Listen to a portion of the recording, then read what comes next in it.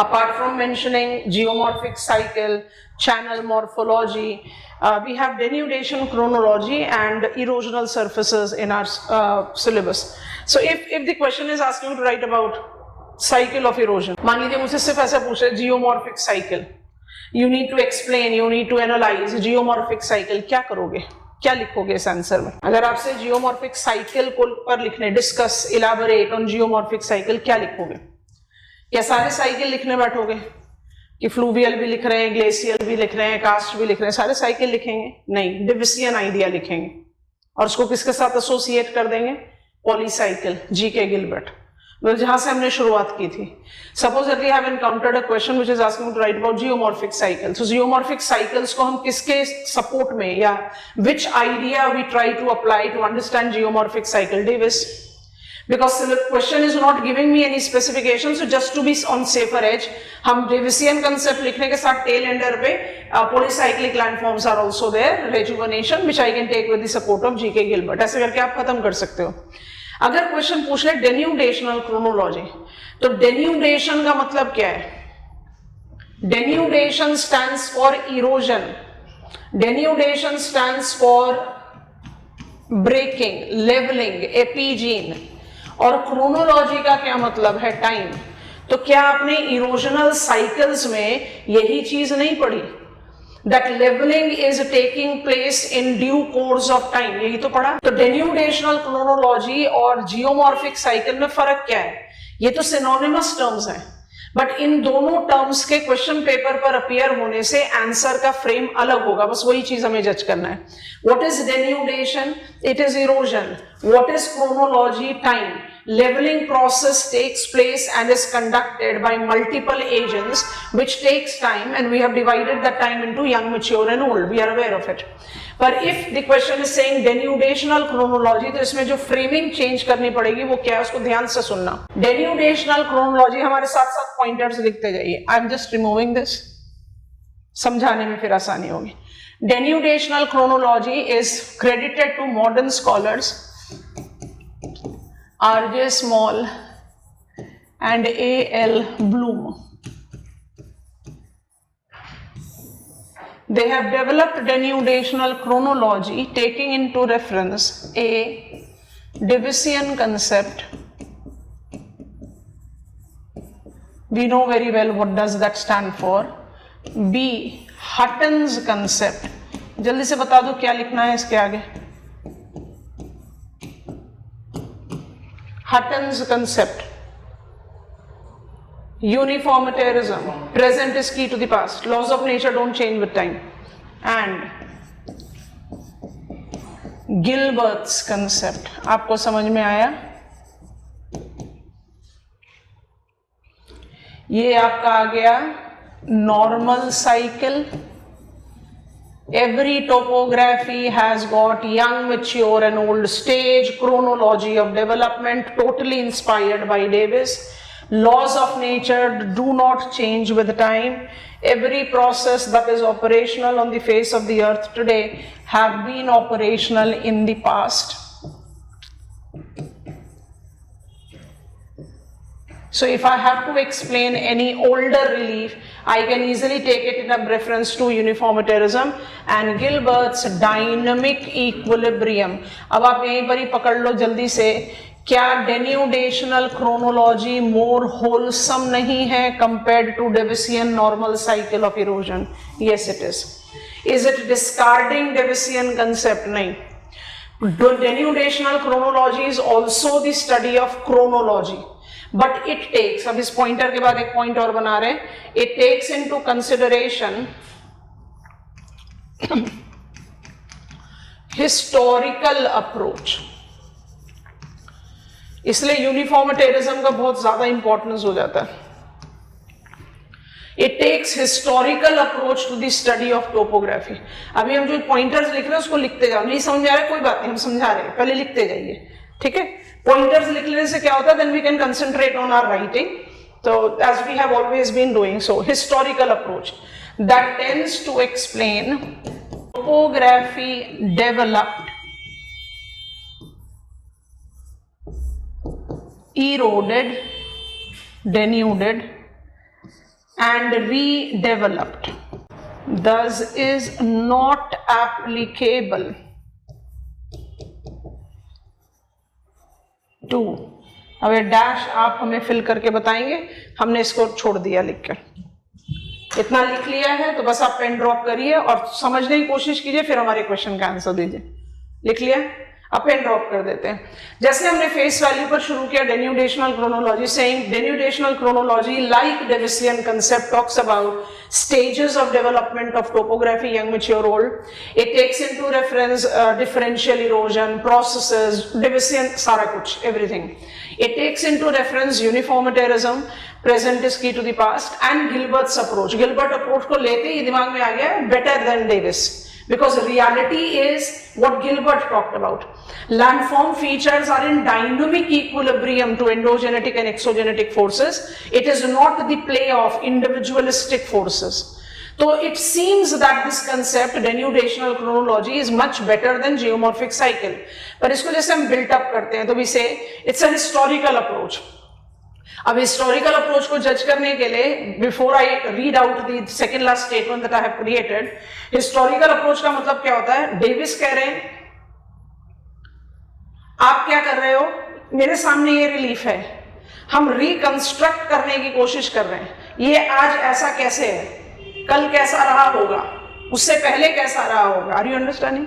We try to reconstruct the history, unlike Davis we try to reconstruct the history, how topography would have developed, eroded, redeveloped. जहां redeveloped बोल दिया तो Gilbert का idea आ गया, rejuvenation का recognition दे रहे हो। As soon as I apply this approach as the key fundamentals of denudational chronology, ये कौन से topographical features पर applicable नहीं होगा, ये कौन से topographical features पर applicable नहीं होगा। It's a historical approach that tends to explain how topography is developed, eroded, developed. Thus is not applicable to. कितने एज कैटेगरीज में आपने टोपोग्राफी को डिवाइड किया है क्लास? Not done. हमने आपको बोल दिया था you have to ancient, old, young, Azoic, Paleozoic, Cenozoic. कौन से टोपोग्राफी पर आप इस डेन्यूडेशनल क्रोनोलॉजी को अप्लाई नहीं कर सकते? सेनोजोइक। सेनोजोइक तो अभी बन ही रहा है, there is no question of बन गया, इरोड हो गया और री बन गया। और geomorphologically which landform features we are most concerned with? Cenozoic. आपको बात समझ में आ रही है? डेन्यूडेशनल क्रोनोलॉजी इसलिए कभी भी सेंटर स्टेज नहीं ले पाया। It's much fulfilling approach, but it cannot be applied to Cenozoic topography, as Cenozoic topography are still getting developed. Yes or no? Himalayan orogeny आप कब पिकअप करते हो? हिमालयन ओरोजेनी कौन से टाइम की है? सेनोजोइक। सेनोजोइक आज भी माउंट एवरेस्ट राइज कर रहा है, इसका मतलब आपने हिमालयन ओरोजेनी को खत्म नहीं किया, लेकिन आप उसके साथ इरोजन का लॉजिक, डेपोजिशन का लॉजिक रूल आउट नहीं कर रहे हो। लेकिन ये थोड़ी कहोगे कि it is eroded and there is possibility of its redevelopment. नहीं, उसकी तो अभी फुली डेवलपमेंट भी नहीं हुई। That restricts the value of denudational chronology. अगर आपको इसका कंटेंट बिल्ड करना हो तो आप कैसे करोगे? आप गिलबर्ट का एक लाइन का सपोर्ट ले लीजिए, हटल का एक लाइन का सपोर्ट ले लीजिए और डेविस के सपोर्ट में पूरे कंसेप्ट को बिल्टअप कीजिए। व्हाट इज डेविस का सपोर्ट में पूरा कंसेप्ट को बिल्टअप करना? That topography is identified to be experiencing chronological denudation as determined by erosional surface को हटा देते हैं, बाद में इसका हेडिंग क्रिएट करेंगे क्योंकि बेस तो डेविसी है, डेविसियन अप्रोच ही है। So topography is associated, topography is denudation is regulated by 1.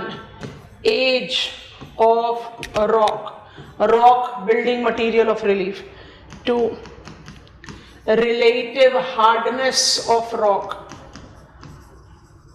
समझ में आ रहा है ना?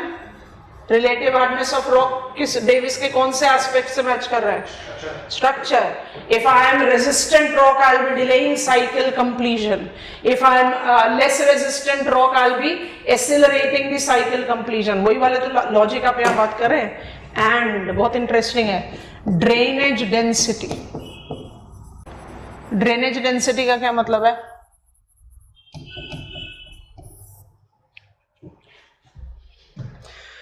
एक वाटर डिवाइड, दो अनग्रेडेड रिवर्स उस वाटर डिवाइड के साइड में अपनी अपनी वी शेप्ड वैली बना रही हैं. दो, उस वाटर डिवाइड का जो साइज है वो 10 किलोमीटर है, माने दो रिवर्स जो हैं वो 10 किलोमीटर अपार्ट अपना वी शेप्ड वैली बना रही हैं. एक एग्जाम्पल वर्सेस दूसरा एग्जाम्पल, 10 किलोमीटर का एक एलिवेटेड लैंड जिसमें 10 रिवर्स ड्रेन कर रही हैं. ए 2 रिवर्स, वाटर डिवाइड का डिस्टेंस 10 किलोमीटर्स. बी 10 किलोमीटर्स के वाटर डिवाइड में 10 रिवर्स आर मूविंग. कौन सा वाटर डिवाइड जल्दी से इरोड हो जाएगा? बी. Drainage density. ड्रेनेज क्यों बोल रहे हैं? सिर्फ रिवर थोड़ी है active agent of gradation, river is universal active agent of gradation. Sea wave ज्यादा स्ट्रॉन्ग सर्फ करेगा तो ज्यादा स्ट्रॉन्ग हाइड्रोलिक एक्शन देगा. विंड अगर ज्यादा हाई वेलोसिटी होगा तो उसका रेक्टेशन इफेक्ट और सैंड ब्लास्टिंग इफेक्ट स्ट्रॉन्ग होगा. समझ में आ रहा है कि नहीं? कहने का मतलब है सब एजेंट का. Glacier as moving mass of snow and ice, when we will be moving as a bigger mass with higher velocity, it will be having more gradational effectivity. पर उस सबको सिंप्लीफाई करने के लिए क्या करें? ड्रेनेज डेंसिटी, क्योंकि drainage universal agent of gradation. I think you are making sense. तो पूरा का पूरा कंसेप्ट तो डेवलप हो रहा है डेविसियन आइडिया पर ही, पर दो की टर्म्स आपको पिक कर के रखना है. पहला, it's a historical approach which tries to reconstruct the history. आप उल्टा जा रहे हो. You try to reconstruct the history, how the topography would have formed, developed, eroded, redeveloped. And it is thus not applicable to Cenozoic topography. इसलिए denudational chronology G K Gilbert के idea को inculcate करके भी डेविसियन आइडिया को supplement नहीं कर पाए. Is it discarding Davisian idea? नहीं. It definitely gives you much enricher purview, but to which type of topography वो भी लिख देते हैं. It is applicable to ancient, that is Azoic, and old, that is Paleozoic relief. और Paleozoic relief में the most studied old fold mountain Appalachian. आ जाओ जरा मैप ऑफ अपलेचियन पर. कुछ कुछ नाम यहाँ पर लिखेंगे, उनको देखो समझो, उसके बाद फिर हम आपको इरोजनल सरफेस पर ले जाते हैं. Names that I am writing are all there in your school atlases. I am just doing sampling. Paleozoic relief को ले रहे हैं. हमारा सैंपल है Appalachian. Appalachians are old fold mountain. आप जब Appalachian में ट्रैवल कर रहे हो from Canada towards United States of America, कुछ चीजों को नोटिस कीजिए थोड़ा ज्यादा ध्यान से. पहली चीज की Appalachian जो है वो ओवरऑल पूरा ब्राउन कलर नहीं दिखा रहा, माने उसका एलिवेशन जो है कांस्टेंट नहीं है. ब्राउन भी है, येलो भी है, लो लाइन है. I just want to open up so that I can give you absolute specification. अच्छा, जैसे ही आप अपलेचियन के एजेस को, जैसे कनाडा में तो सिर्फ एक ही मेजर रेंज है तो वही नाम ले लेते हैं. जैसे आप नोतर डेम माउंटेन को देखते हैं in Canada, so I have selected Notre Dame in Canada. I hope you have noticed it. और बिल्कुल southern United States of America में ब्लू रिज माउंटेन भी दिया हुआ है, तो हम ब्लू रिज माउंटेन को पिकअप कर लेते हैं इन साउथ. ठीक है. अपलेचियन के दो कॉन्स्टिट्यूएंट को ले लिया, नोतर डेम एंड ब्लू रिज. ये दोनों पार्ट्स हैं अपलेचियन के. तो मेरा पहला पेयर ऑफ नेम्स ये हो गया. ठीक. अच्छा, दूसरे पेयर ऑफ नेम को जज करने के लिए आपने क्या करना है? एक्सटेंसिव प्लेन्स है तो वो आराम से दिख रहा है, तो you can apply that. Blue ridge से वेस्ट की तरफ जाना शुरू करें तो मुझे बहुत बड़ा सेंट्रल प्लेन्स दिखाई दे रहा है. उस सेंट्रल प्लेन्स को बनाने में ओहियो रिवर और टेनेसी रिवर का बहुत बड़ा रोल दिखाई दे रहा है. नोटिस करो कि ओहियो और टेनेसी दोनों ही अपलेचियन से ओरिजिन कर रही है. टेनेसी वैली को एक सेपरेट नेम भी दिया जाता है, मोहाक वैली, और सेंट्रल प्लेन्स हम बीच में लिख रहे हैं, ठीक है। तो जहां टेनेसी रिवर फ्लो कर रही है ना, उसको आप मोहाक वैली कह सकते हैं, हमने यहाँ पर नाम लिख दिया। मोहाक वैली हमारे एटलसेस में नहीं दिया हुआ है। एंड सेंट्रल प्लेन्स दिख ही रहा है। सेंट्रल प्लेन्स को हम अपलेचियन के साथ एसोसिएट कर रहे हैं, जिसमें डाइसेक्शन के जो रोल है वो ओहियो रिवर का तो है, टेनेसी रिवर का तो है, लेकिन साथ में ध्यान से देखो कि टेनेसी और ओहियो अल्टीमेटली ट्रिब्यूटरीज हैं मिसिसिपी रिवर की। सेंट्रल प्लेन जो है वो मिसिसिपी का कंस्ट्रक्ट है, ठीक है ना। Mississippi, Missouri, the biggest river system in United States of America, all of us found it. Mohawk नहीं लिखा हुआ, मोहाक टेनेसी रिवर वैली को बोलते हैं। अगर हम बहुत स्पेसिफिकेशन दें तो आपके स्कूल एटलस के हिसाब से बिल्कुल अपलेचियन और एल्गिनी माउंटेन के बीच में जो लो लाइंग हल्का सा एरिया है उसको आप मोहाक वैली कह सकते हो, जो आप कलर से पकड़ लो कि इट इज इनकॉर्पोरेटिंग टेनेसी का डाइसेक्टेड पार्ट, ठीक। एंड फाइनल, जैसे ही आप सेंट्रल प्लेन्स को क्रॉस करते हैं आपको मिलता है ओजार्क प्लाट्यू। मिल गया, हमने ओजार्क प्लाट्यू भी यहां लिख दिया। प्लाट्यू छोटे और भी हैं, let it be one. Cumberland plateau भी है, ओजार्क प्लाट्यू, सारे नाम यहां लिख दिए। अब जरा ध्यान से सुनो। Denudational chronology is that approach of topographical development which do not discard Davissian idea of development, cycle, stages. It identifies that topographical development is the function of age of the topography, its relative hardness of the construct, and of course drainage density, which stands for कितना effective है exogenetic force. तो अगर हम इस logic को लेकर अपलेचियन के ये पॉइंटर्स को जज करें तो क्या कहेंगे? Appalachians are old fold mountain. They are thus low heighted than Western Cordilleras. Age. पहला फैक्टर टिक हो गया। I am old, that is the reason I am low lying. पर इस एज फैक्टर को अप्लाई करके अगर आप इसके जो सब कंस्टिट्यूएंट्स हैं उनको जज करना शुरू करो, कुछ कुछ पार्ट पर अपलेचियन पूरी तरह से इरोड होकर ग्रीन कलर बन गया है, सेंट्रल प्लेन्स। कुछ कुछ जगह पर अपलेचियन इरोड होकर अपना कोनिकल डायमेंशन खो चुका है, ओजार्क प्लाट्यू। और कुछ कुछ जगह पर अपलेचियन आज भी इमेंसली टॉल खड़ा है, Notre Dame and Blue ridge. अगर आपने डेविसियन आइडिया लिया तो क्या कहोगे? ब्लू रिज और नोटर डेम जो हैं वो डेफिनेटली मोर रेजिस्टेंट रॉक से बने होंगे, मोस्ट रेजिस्टेंट। और जहां पर आपने अपलेचियन को बिल्कुल पेनी प्लेन बना दिया, इरोड कर दिया, green colour, green is what 200 meters from the mean sea level, level out कर दिया। जो आपका मोहाक वैली या सेंट्रल प्लेन्स है वो बिल्कुल लीस्ट रेजिस्टेंट मटेरियल से होगा, या आपको दिख ही रहा है वहां पर ड्रेनेज डेंसिटी स्ट्रॉन्ग होगी, सारी रिवर सिस्टम एक्ट कर रही है। It is correct here. Ozark plateau is moderate in its resistant, इसलिए ये कहां कट डाउन हो पाया? कोनिकल एलिमेंट खत्म हुआ, टेबल लैंड रह गया। These were the weakest structural rocks that combine, hardness में वीक है और ड्रेनेज डेंसिटी को भी कंबाइन कर रहा है, इसलिए ये कट डाउन होकर पेनी प्लेन बन गया। समझ में आ रहा है? और इसके बारे में आए तो अगर डेविसियन आइडिया ही पकड़ोगे तो क्या बोलोगे? Made up of most resistant material, जो गलत है। Notre Dame and Blue Ridge are rejuvenated arms of Appalachian. जब टर्शरी डिस्टर्बेंसेस वेस्ट में हो रहा था, माने वेस्टर्न कॉर्डिलेरास बन रहा था सरकम पैसिफिक बेल्ट में, वी हैड टेक्टोनिक रीअपलिफ्टमेंट। कौन सा rejuvenation? Negative. We had tectonic re-upliftment that created Allegheny Mountain, Blue Ridge Mountain, Notre Dame Mountain. ये किस तरह के examples हैं?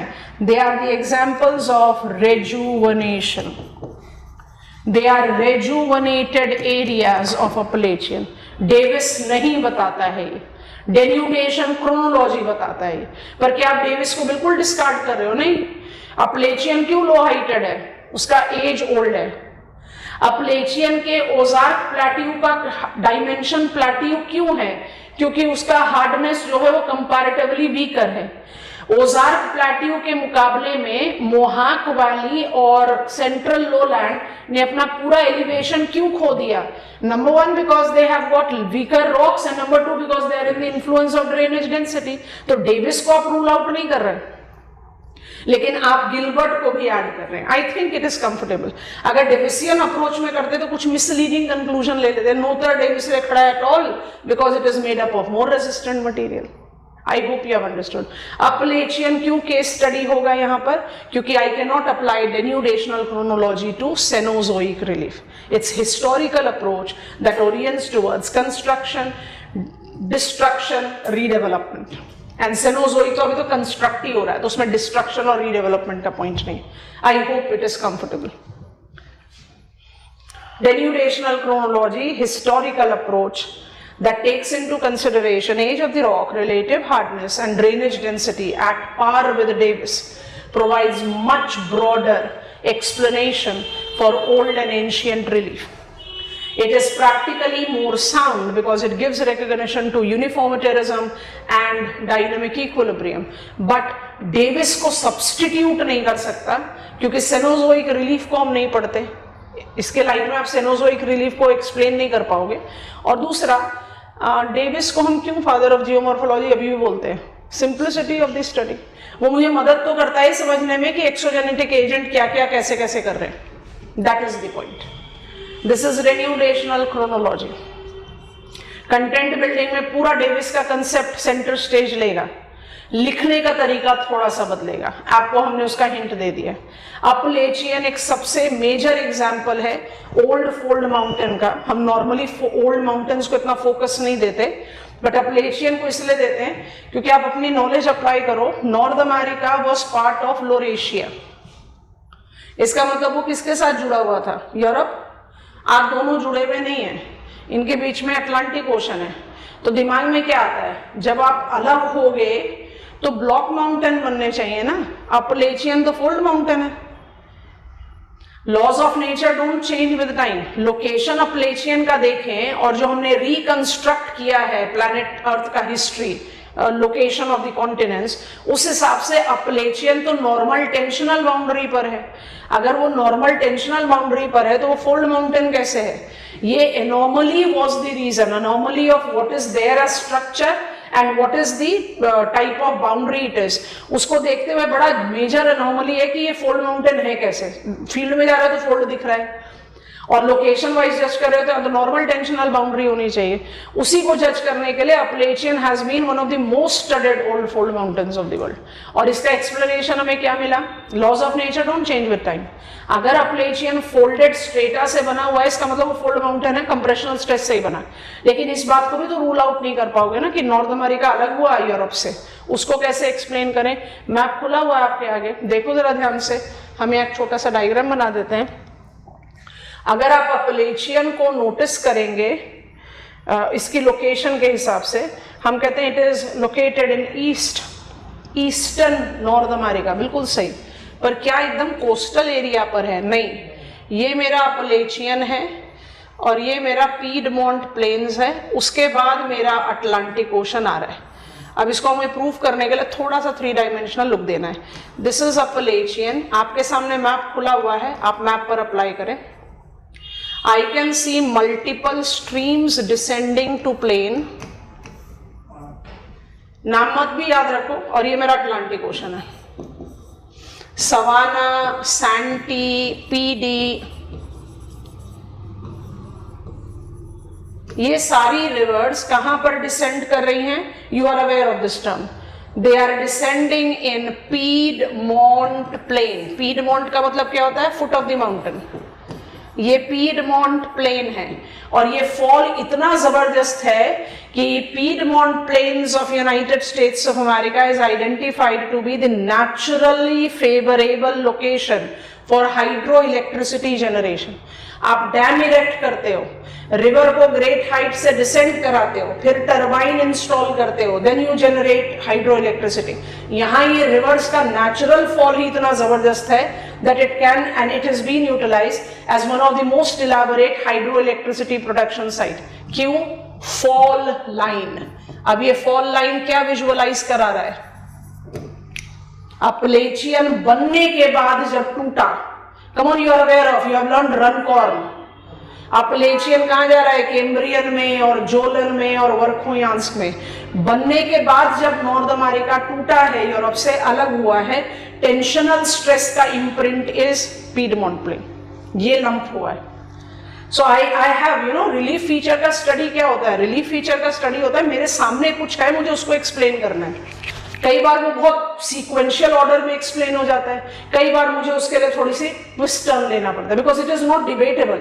अपलेचियन इज अ फोल्ड माउंटेन, दिख रहा है। Appalachian is old fold mountain, वो भी प्रूवन है। Appalachian has been at diverging boundary with Europe, वो भी रियल है। तो सारी चीजें रियल है, तो सबको एक्सप्लेन करने के लिए आपको स्टेप्स क्रिएट करने पड़ते हैं, and that is how it has been created. I think it is comfortable.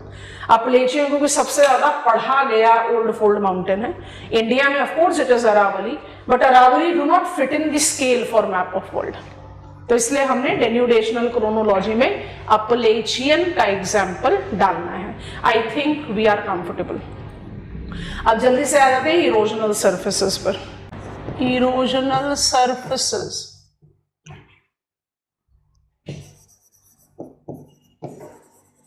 cuts across all structures.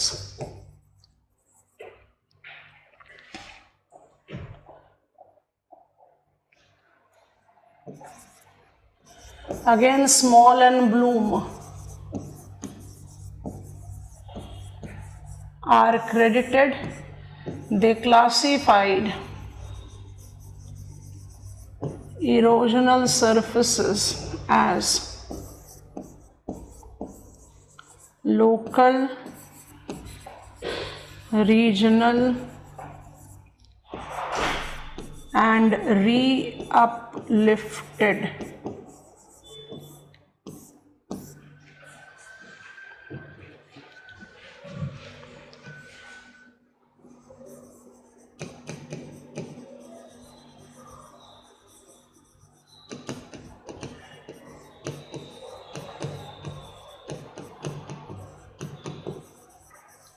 अभी हमें एक टर्म लिखना है, पर अगर वो हम लिख देंगे तो हमारे क्वेश्चन की वैल्यू खत्म हो जाएगी, इसलिए हम नहीं लिखेंगे। आपसे जरा पूछते हैं, उसके बाद लिखेंगे। जो आपके सामने लिखा है जल्दी से लिख लो। ये टॉपिक्स ऐसे टॉपिक्स है ना जो जिनके लिए हम सोचते हैं कि बड़ा मुश्किल है, but they are something that comes very easy provided you have followed the sequence with which we have learn.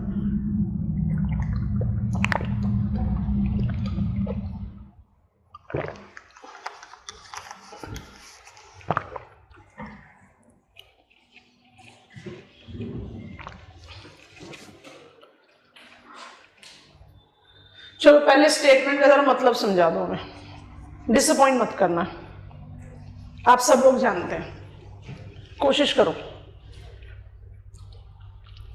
Okay, I repeat that statement. Erosional surfaces और इरोजनल प्लेन्स सेम नहीं है।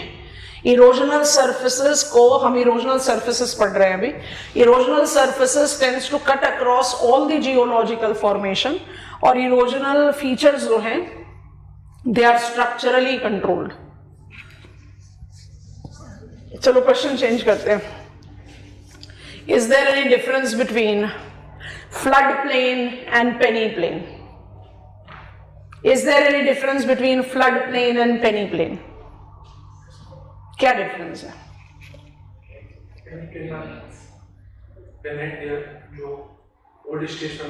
एंड प्रोडक्ट, और flood plain क्या है? इसमें जो मेरा overflow है रिवर का, तो flood plain is a depositional plain. चलो इरोजनल लेते हैं। वी शेप्ड वैली और पेनी प्लेन में डिफरेंस बताओ।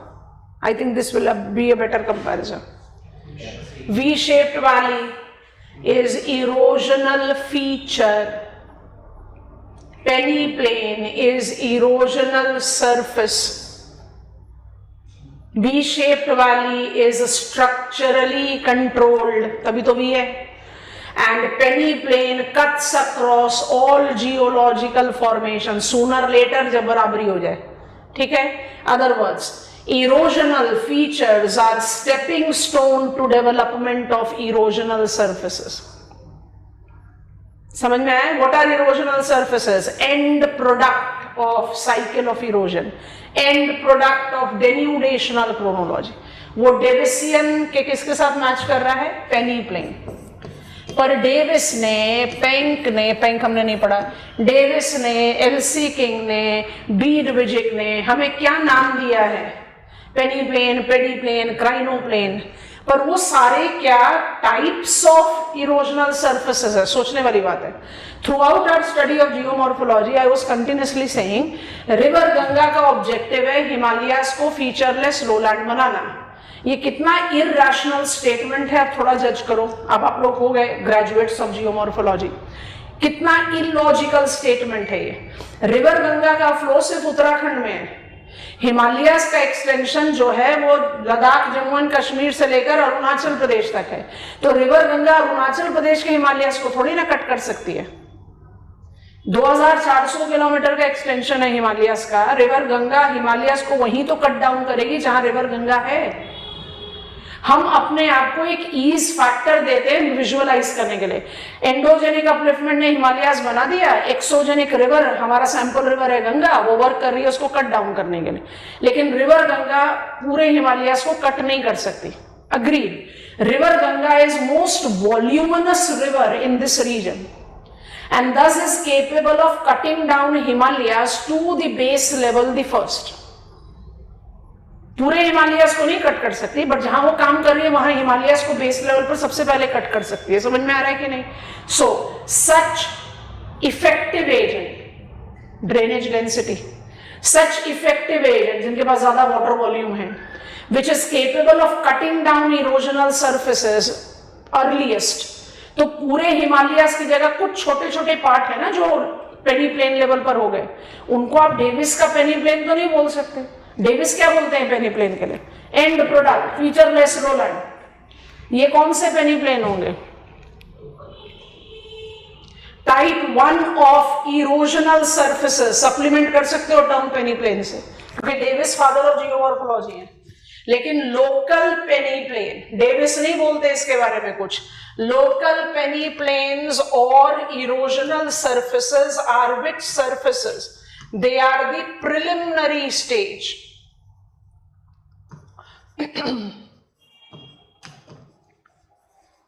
of peneplain development। कहां होगा? जहां स्ट्रक्चर बहुत वीक हो, समझ में आ रहा है कि नहीं? जहां ड्रेनेज डेंसिटी बहुत स्ट्रांग हो, वहां पर फटाफट कटिंग होगी। मुझे एग्जाम्पल बताइए। देखो क्लास ऐसे नहीं करना, आपको पता है एग्जाम्पल, जल्दी से बता दो। इसी को कहते हैं A+A करना। अब एंड पर आ गए हो जियोमॉर्फोलॉजी, जल्दी से बताओ। गुड सातवें, अभी 2 मिनट पहले करा।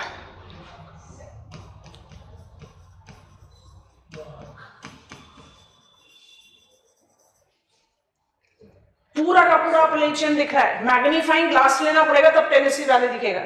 TBA, Tennessee valley authority, first multipurpose river valley project, उसी को हमने रिपीट किया इंडिया में। DVC, Damodar Valley corporation. TBA, Tennessee valley, Tennessee उतना ही रिच मिनरल कोल रिसोर्स का है जितना हमारा दामोदर वैली है। इसलिए जो TBA था वर्ल्ड का पहला मल्टीपर्पस रिवर वैली प्रोजेक्ट, उसी को हमने मोर और लेस एप किया as 1948 Damodar Valley Corporation in our country. Mohawk valley किसका एग्जाम्पल हो गया? Local peneplain. पूरा अपलेचियन खड़ा हुआ है, पर कुछ कुछ पार्ट में अपलेचियन को आपने पहुंचा दिया है पेनीप्लेन पर। सेंट्रल प्लेन्स को भी कह सकते हैं, पर वो थोड़ा बिग साइज में है, डिबेटेबल है, हम उसके बारे में बात नहीं कर रहे। ठीक है, अब हम आते हैं regional peneplain. Regional peneplain are those peneplain which combines, which shows compatibility to all geomorphic cycle. So, regional peneplains are end product of geomorphic cycles। चलो कुछ कुछ नाम तो आप लोगों को पता है, जल्दी से बता दो। हम रीअपलिफ्टेड को दोबारा एडजस्ट करके लिखेंगे, यहाँ पर कंटेंट थोड़ा ज्यादा है, जल्दी बताइए। So and product of geomorphic cycle, मुझे इसका कंटेंट बिल्ड करना है। तो कौन कौन से रीजनल पेनीप्लेन्स आपको पता है? एक तो आपको नॉर्मल साइकिल ऑफ इरोजन का पेनीप्लेन पता है, प्रपाउंडर है डेविस। कोस्टल पेनीप्लेन जानबूझकर नहीं लिख रहे क्योंकि ऑलमोस्ट सेम चीज है। दूसरा आपको इओलियन साइकिल ऑफ इरोजन का पेडीप्लेन पता है, समझ में आ रहा है कि नहीं? LC king. तीसरा, ग्लेशियल साइकिल ऑफ इरोजन का आपको क्राइनोप्लेन पता है, बाकी प्लेन्स हमारे सिलेबस में नहीं थे इसलिए नहीं पढ़ा, उनको भी ऐड ऑन कर लेते हैं। सवाना साइकिल, सवाना पढ़ेंगे क्लाइमेट में और बायोम में का इच प्लेन है।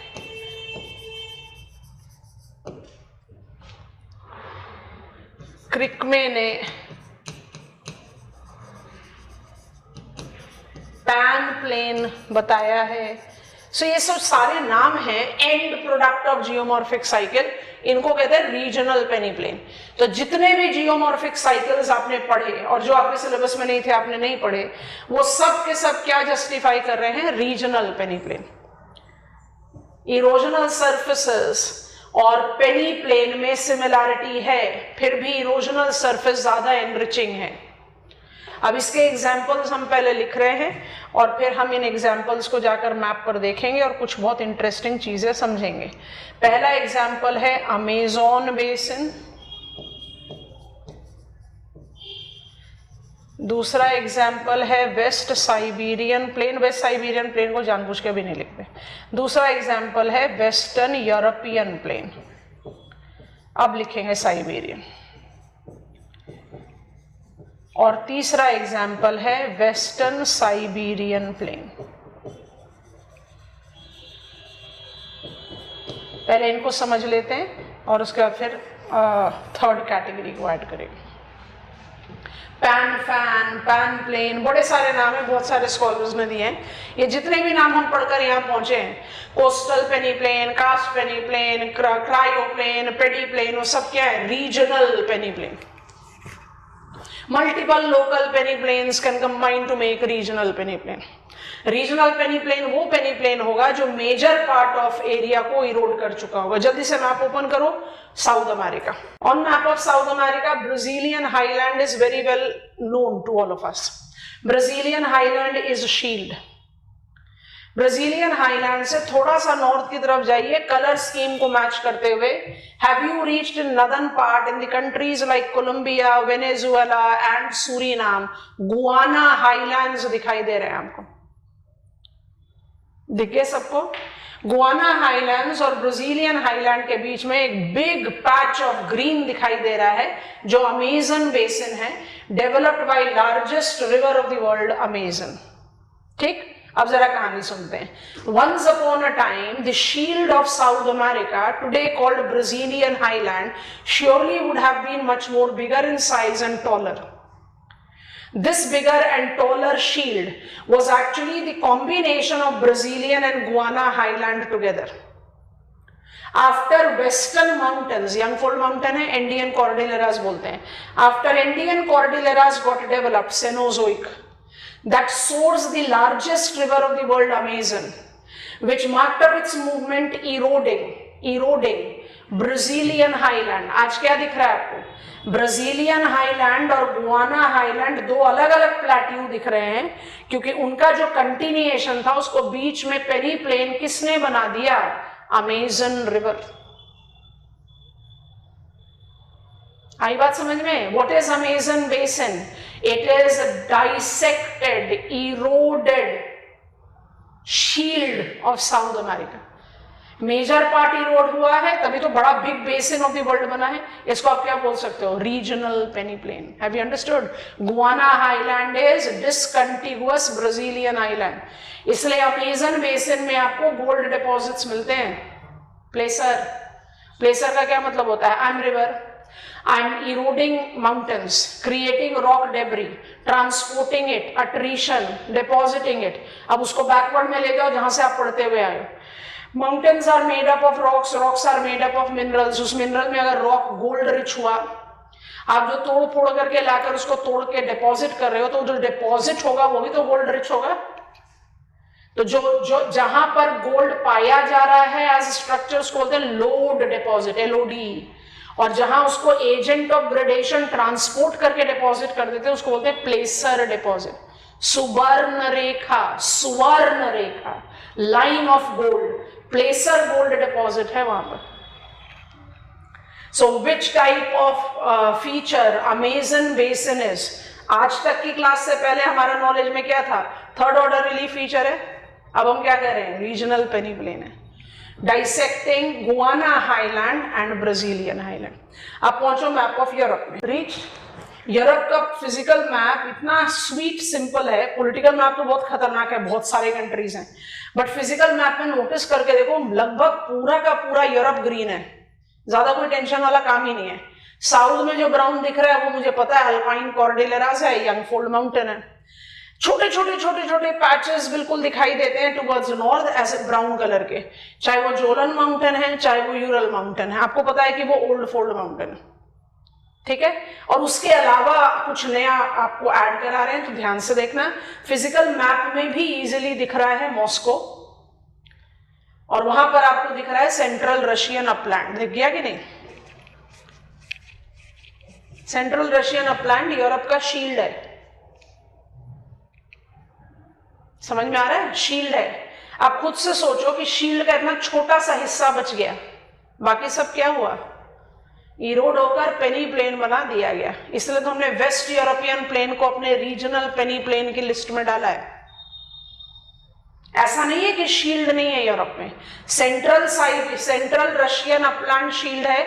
और बिल्कुल नॉर्थ में चले जाओ, पॉलिटिकल मैप से सपोर्ट लेना, पॉलिटिकल मैप से सपोर्ट लेना, एकदम नॉर्थ जहां पर नॉर्वे, स्वीडन, फिनलैंड और रशिया पॉलिटिकल मैप में कलर से आसानी से दिखेगा, उसको फिजिकल मैप में ट्रांसफर करो। आपको वहां लैपलैंड प्लाटियो दिखाई दे रहा है?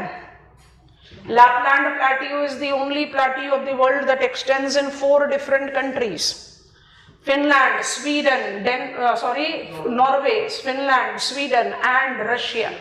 ये भी रिमेन्स ऑफ शील्ड है यूरोप का, तभी तो Sweden one of the major producer of iron ore in world है।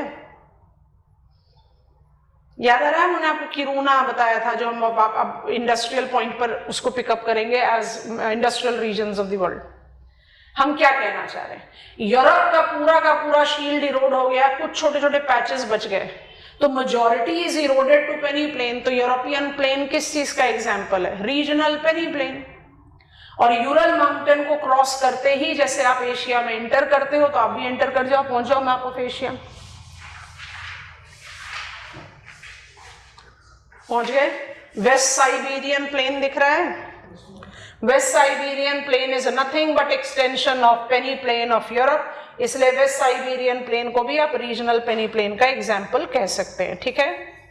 अब हम मत बंद करना, एटलस काम में लेकर आएंगे। अब थर्ड आप हमने रिमूव कर दिया था, दोबारा लिख देते हैं, री अपलिफ्टेड पेनी प्लेन। अब इसकी मदद आप मेरे को करा दो।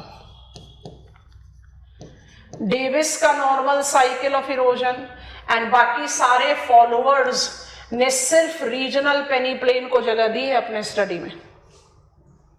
वो आप उसको पेनी प्लेन बोलो, पेडी प्लेन बोलो, क्राइलोप्लेन बोलो, पैनफेन बोलो, इच प्लेन बोलो, कुछ भी बोलो, वो रीजनल ही बोल रहे हैं।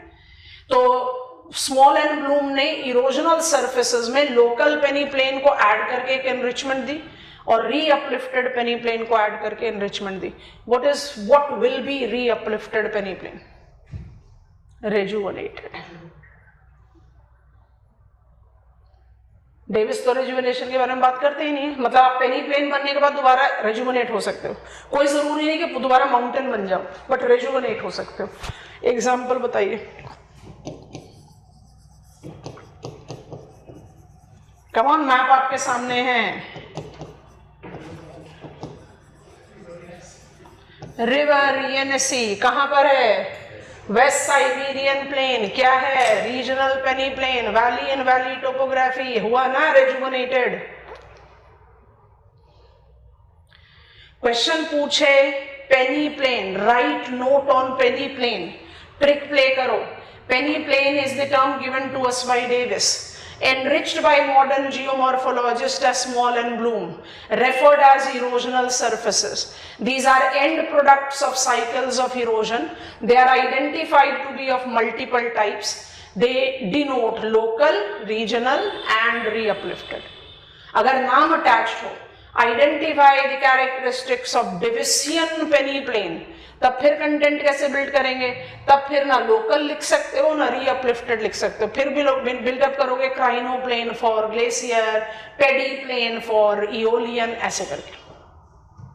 Otherwise, peneplains and erosional surfaces are considered to be synonymous terms. Is that comfortable? इसलिए heading erosional surface बनाया और सब categories में जानबूझकर peneplains लिखा. Technically क्या लिखना चाहिए? Local erosional surface. हमने जानबूझकर peneplain लिखा ताकि आपको समझ में आए कि हम डेविस को contradict नहीं कर रहे, हम डेविस को enrich कर रहे हैं. डेन्यूडेशनल क्रोनोलॉजी में भी हम डेविस को कंट्राडिक्ट नहीं कर रहे, हम उसको एनरिच कर रहे हैं. प्लेट्स रिवर से थोड़ी बनती हैं. Plains are developed. Western European plain के तो बहुत सारी रिवर्स हैं, मतलब राइन, सीन, लोएर, ओब, येनेसी, बहुत सारी. साइबेरियन में आप डिमार्केट कर सकते हो ओब और येनेसी को स्पेसिफिक.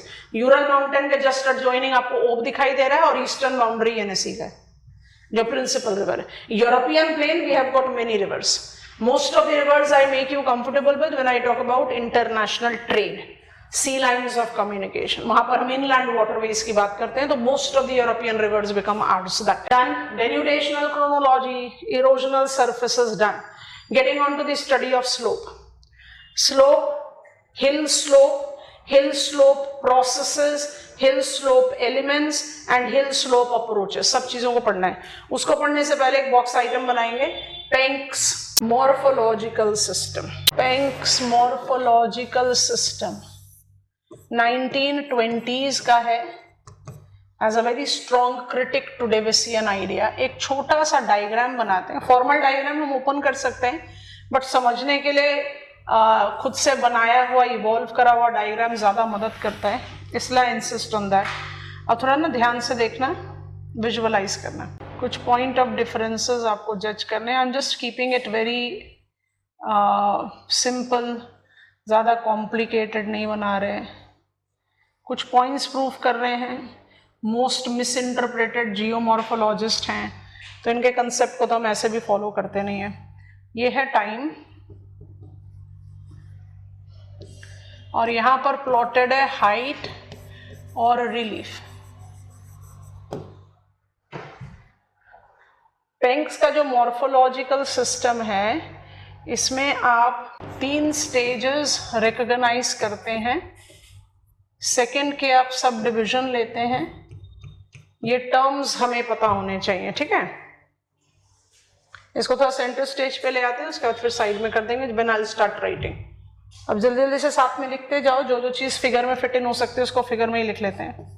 कुछ तो डिफरेंस दिखाई दे रहा है डेविसियन कंसेप्ट से. बताएंगे, बनाते हुए ही बताइए. Endogenic upliftment and exogenic down cutting goes hand in hand. Stage 1 बना है ना, अपलिफ्टमेंट चल ही रहा है और डाउन कटिंग शुरू हो गया. दूसरा डिफरेंस क्या दिखाई दे रहा है? डेविस के साइकिल में आपने शुरुआत नहीं की थी मीन सी लेवल से, मतलब यहाँ पर जिसको आप प्राइमा रम्फ बोल रहे हैं वो क्या है? एट मीन सी लेवल, एकदम जीरो लेवल पर. डेविस के साइकिल में आपने इसका कोई कंपल्शन नहीं दिया था. यस और no? Penck's morphological system is comprised of stage 1. Davis में कहते हैं यंग, यहां पर कहते हैं वैक्सिंग फेज. हम यहाँ पर आपको लीड दे रहे हैं, आप इसको ध्यान से समझना. डेविसियन कंसेप्ट में जिसको हम एब्सोल्यूट हाइट कह रहे थे, हम general common usage of the term में हाइट ही तो बोलते हैं, height from the mean sea level. तो जो पिछले हमारे साइकिल में एब्सोल्यूट हाइट था वो यहाँ पर हाइट है, और जिसको डेविस ने एम्फसाइज किया था रिलेटिव हाइट, वो यहाँ पर रिलीफ है. Which waxing phase, upliftment and down cutting going hand in hand. In this phase, height is strongly increasing. रुक जाओ अभी. Height is strongly increasing. क्यों? एंडोजेनिक अपलिफ्टमेंट चल रहा है. रिलीफ, डाउन कटिंग शुरू हो चुका है, is also increasing but at weaker age. क्यों? अभी फुली ग्रेडियंट इवॉल्व नहीं हुआ है, अभी तो डेवलपमेंट शुरू हुई है ना, अपलिफ्टमेंट तो चल ही रही है. जब तक पूरी हाइट, पूरा ग्रेडियंट नहीं डेवलप होगा तब तक आपकी रिवर का साइनस फ्लो यानी इरोसिव कैपेसिटी डिटरमाइन नहीं होगा फुली. तो waxing phase is characterised with upliftment and down cutting going hand in hand. In this phase, height of the relief exponentially or strongly grows. Relief also starts growing, but its growth is weaker because अभी पूरा gradient ready नहीं हुआ. Then comes the second. Second is referred as uniform phase. Uniform phase के 3 part सब divided हैं, जिसको हमने अपने डायग्राम में ABC से लेबल किया है. अब मुझे हाइट और रिलीफ का कॉम्बिनेशन चाहिए. A, height and relief both increases strongly. अब तो ग्रेडियंट ज्यादा बढ़िया हो गया ना, तो डाउन कटिंग भी स्ट्रांग हो जाएगा. जल्दी से बनाने की कोशिश करो. बी, शाबाश. Upliftment have halted and relief by default strong down cutting में justify करेगा. C को डिकोड करो. हाइट का डिक्रीज शुरू हो गया. कौन? वाटर डिवाइड कट डाउन हो गया, रोड आउट हो गया. और relief continue to increase, but क्योंकि अब ग्रेडियंट कम हो गया तो इसका इंक्रीज वीक होता जाएगा. And what will be stage number 3?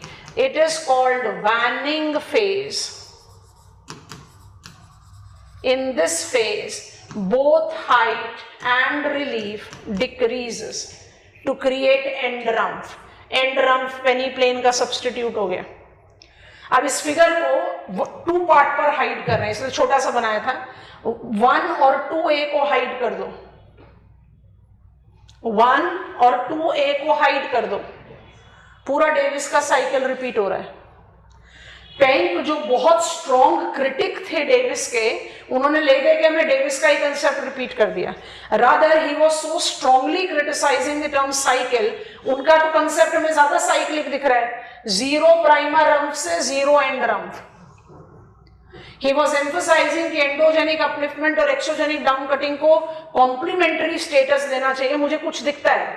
To begin with, he is saying, and I can see upliftment and down cutting is going together. लेकिन उसके बाद भी तो वो भी तो वही बात कर रहे हैं कि एंडोजेनिक स्लीप पर गया और एक्सोजेनिक ने एंड्रम बना दिया.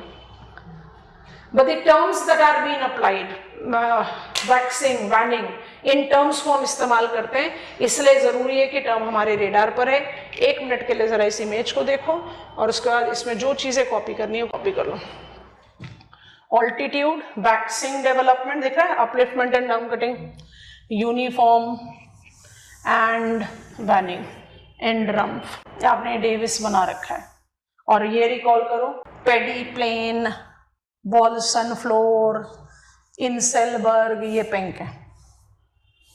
I have given you much more demarcation. Waxing to waning development, end rump. ठीक है, ड्रॉ कीजिए इसको. Penk's morphological system provided a weak word of criticism to Davisian concept in the beginning of 20th century. His work came out to be quite in contradiction to what he used to speak into different geomorphic sessions. Thus, his morphological system is considered to be a misinterpreted concept and hardly referred. His concept talks about how cyclic topography develops from prima rump, that is a featureless lowland, to end rump, which is featureless lowland.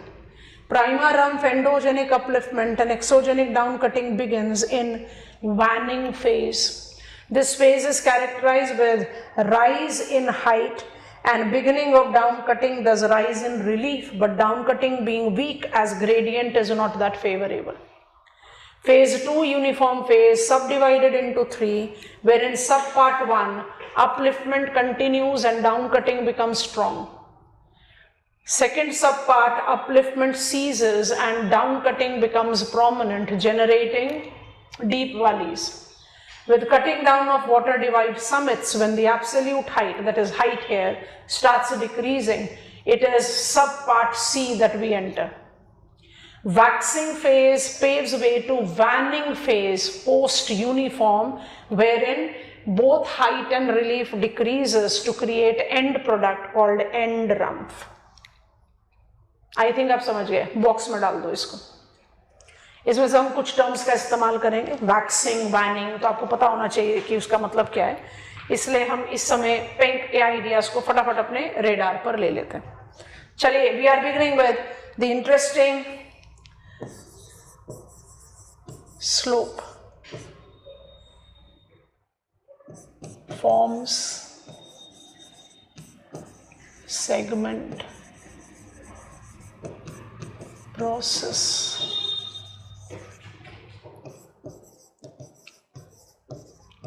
approaches, सारी चीजें पढ़ेंगे one by one.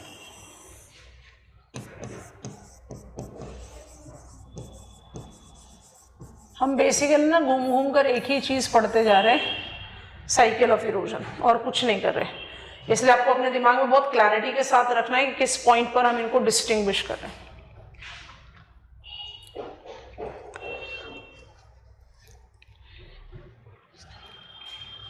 शुरू कर रहे हैं, ठीक है। Slope, hill slope, कैसा भी एक्सप्रेशन ले सकते हैं। I am defining hill slope is defined to be angular inclination of topography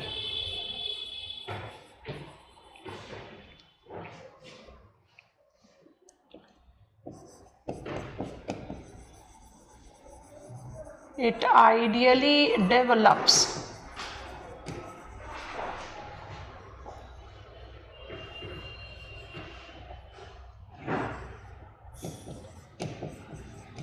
in combination of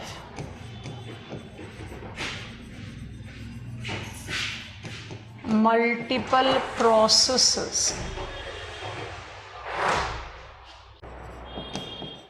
theoretically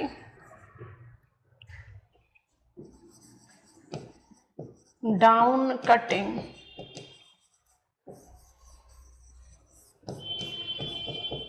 involving gradation, weathering with mass wasting,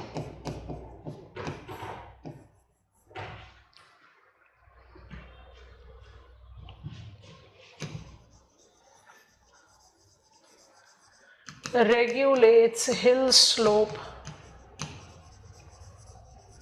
processes of development, segments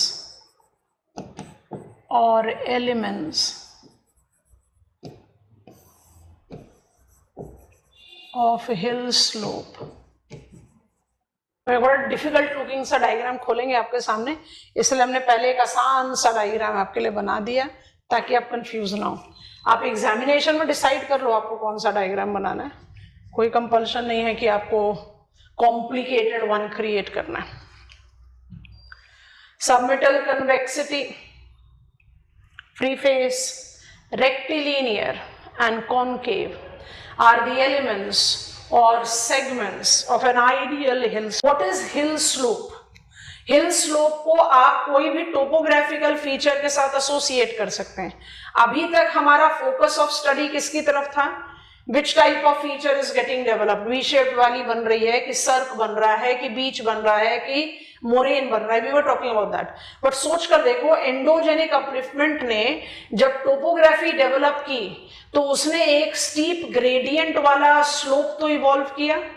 जब down cutting शुरू हो रहा है, जिस समय आप रिलेटिव हाइट बढ़ा रहे हो, एब्सोल्यूट हाइट को नहीं इन्फ्लुएंस कर रहे हो, उस समय आप स्लोप ग्रेडियंट को मॉडिफाई करोगे। जब आप टोपोग्राफी को इरोड करके उसका एब्सोल्यूट हाइट को घटाना शुरू कर दोगे, आप हिल स्लोप का डिक्लाइन, हिल स्लोप और उसके एंगल दोनों का डिक्लाइन करोगे। Point is that the topographical development is simultaneous to the development and modification of hill slope. Hill slope is defined to be the angular inclination of topography. Ideally सोच कर देखें, आप ऐसे सोच कर देखो, 90 डिग्रीज पर खड़े हैं आप एज माउंटेन, आप बोलोगे very steep hill slope. 45 degrees पर हो कहोगे मॉडिफाइड, मॉडरेट है, और 20 डिग्री से लेस पर करोगे तो कहोगे जेंटल है। यही हिल स्लोप है। What is hill slope? Hill slope is angular inclination of topography. Hill slope का जो ये एंगुलर इंक्लिनेशन है, ये आउटकम ऑफ मल्टीपल प्रोसेसेस है। एंडोजेनिक अपलिफ्टमेंट नहीं होगा तो हिल ही नहीं होगा तो स्लोप का कहां से बात आएगा। लेकिन एंडोजेनिक अपलिफ्टमेंट सिर्फ अपने आप में रोल प्ले नहीं करता, एक्सोजेनिक डाउन कटिंग जिसमें ग्रेडेशन भी है, वेदरिंग भी है, मास वेस्टिंग है, सबका रोल होता है हिल स्लोप डेवलपमेंट में।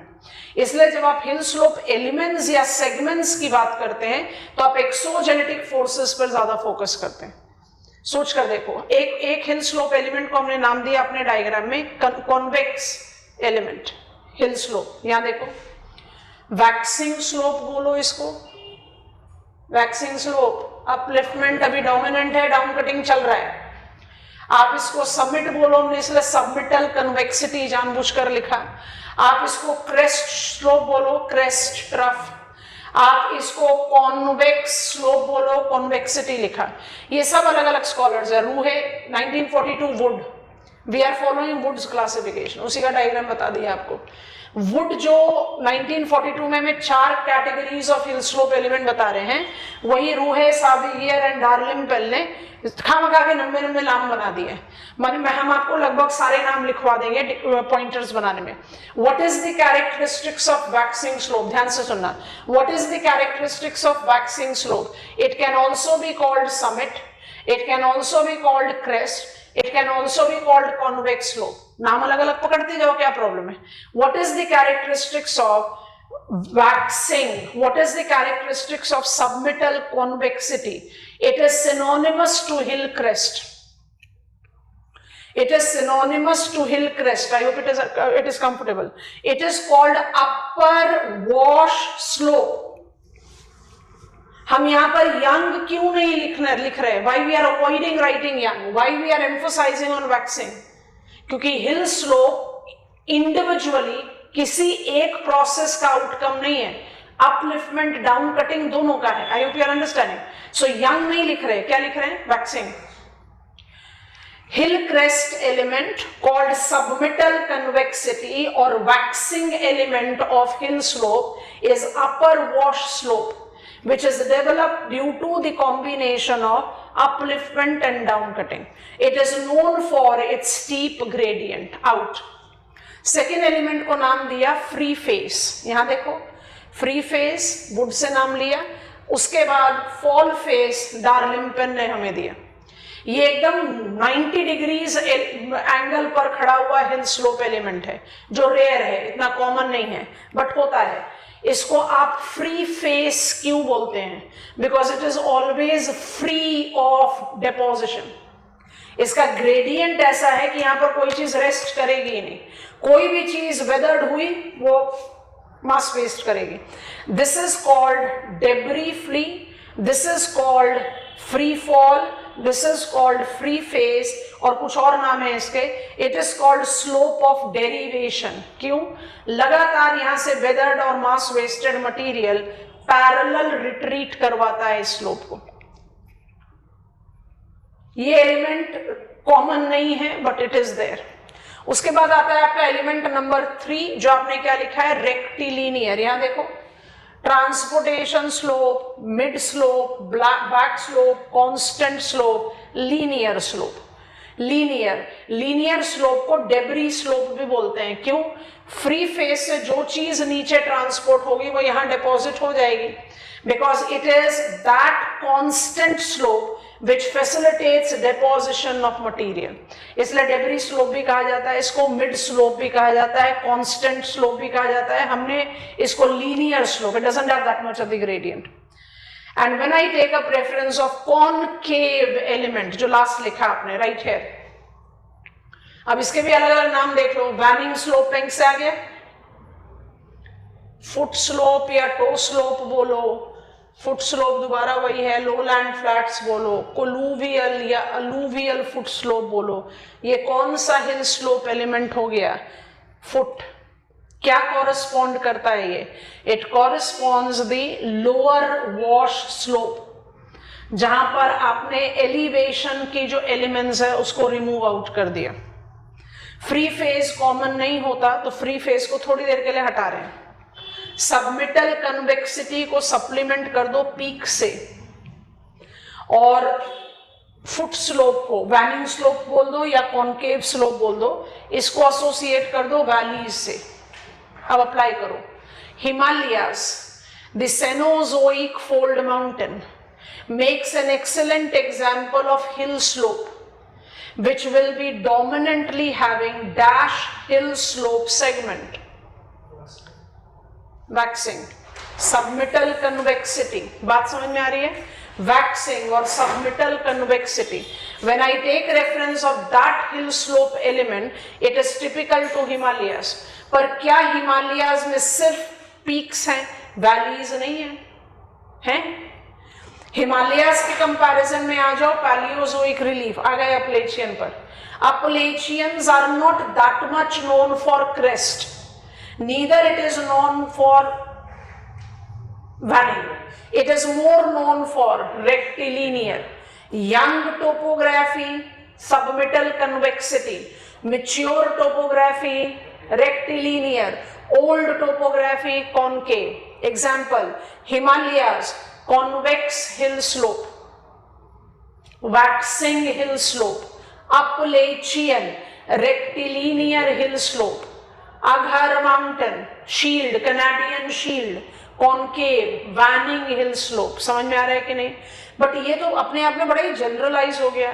हिमालयाज में अगर पीक्स हैं तो वैलीज भी हैं, अपलेचियन में अगर पीक्स हैं तो वैलीज भी हैं, और अगर माउंटेन जानबूझकर बोला वैली डोमिनेंट होगा बट अगर तो अभी भी माउंटेन है. फैक्ट है कि हर hill slope combination of different elements होता है.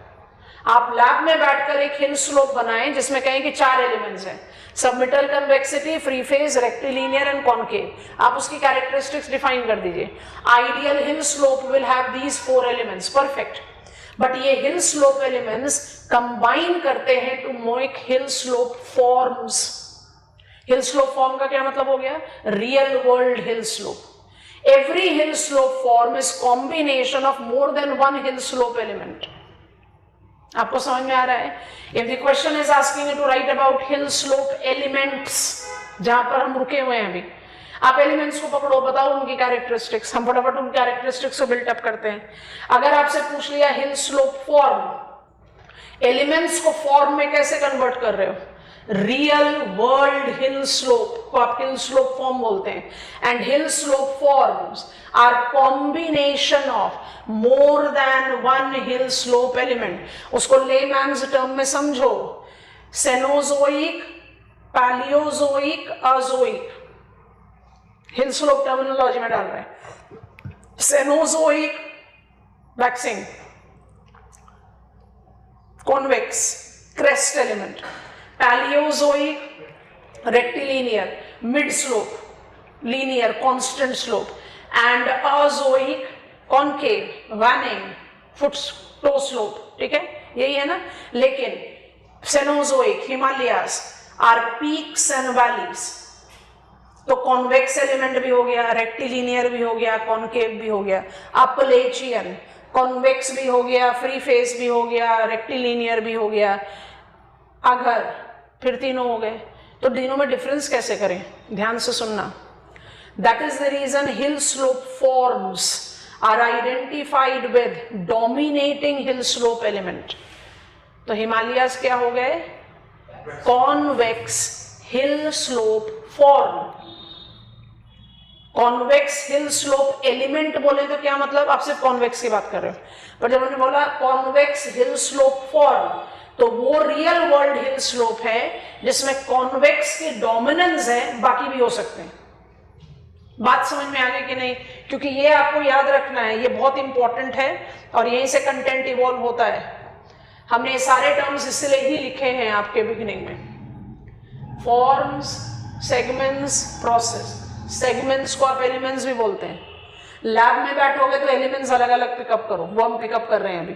पर जैसे आप रियल वर्ल्ड में आओगे, आप उसको फॉर्म बताना पड़ेगा. सारे हिल स्लोप फॉर्म क्या होते हैं? Complex compound, mixture. सारे hill slope form is mixture of different elements. तो उनको डिस्टिंग्विश कैसे करें? डोमिनेटिंग एलिमेंट से. I think you have understood it. So taller features of Cenozoic era makes example of hill slope forms that are convex. Azoic denuded hill slopes makes examples of concave hill slope form.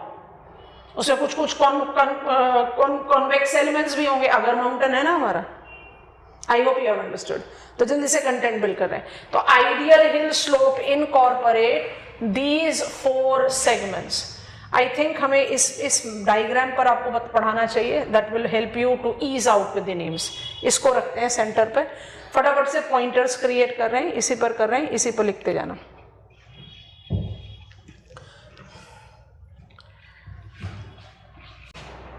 So we are by default following whose classification? Wood's classification. ठीक है, चलिए diagram आपने बना लिया. इस diagram को बनाने की जरूरत नहीं है, बस इसके रेफरेंस पे लेंगे because will be writing almost all of them.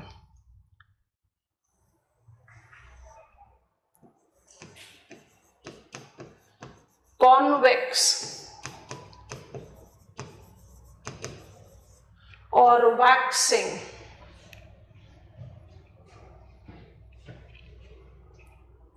hill slope element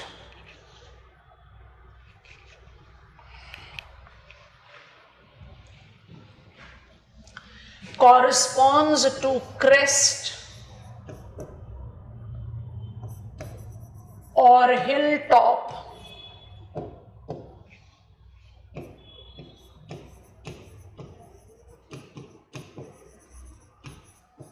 is upper wash slope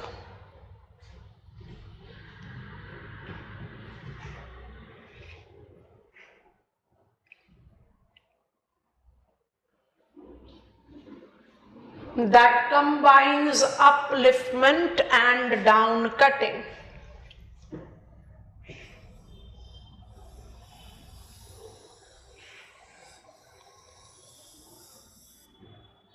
Number 2, free face.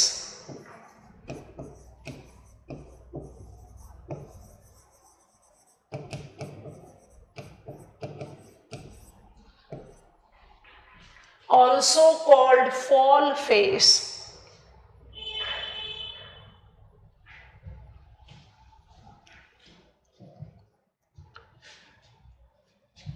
Is unique hill slope element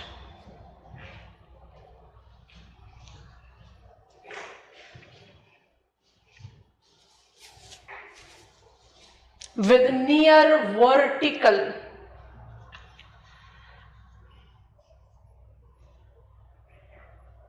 angular alignment.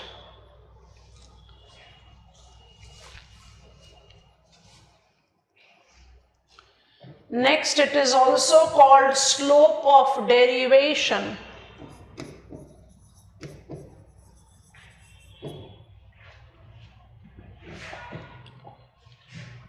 That facilitates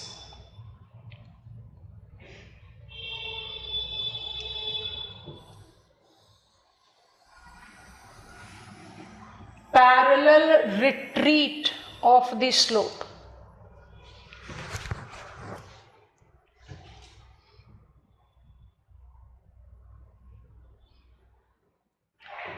Now number 3, rectilinear or transportation constant slope element. Next is called debris slope. Is called debris slope.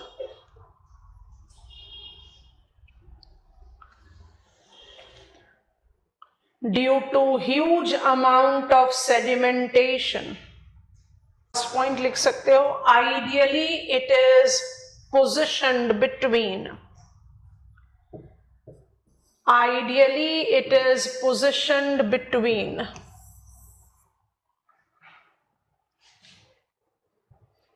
free face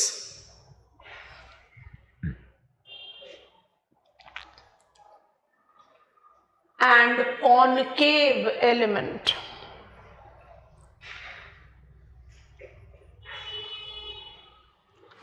अब आ जाओ final pointer पर. Number 4, it is concave or vanning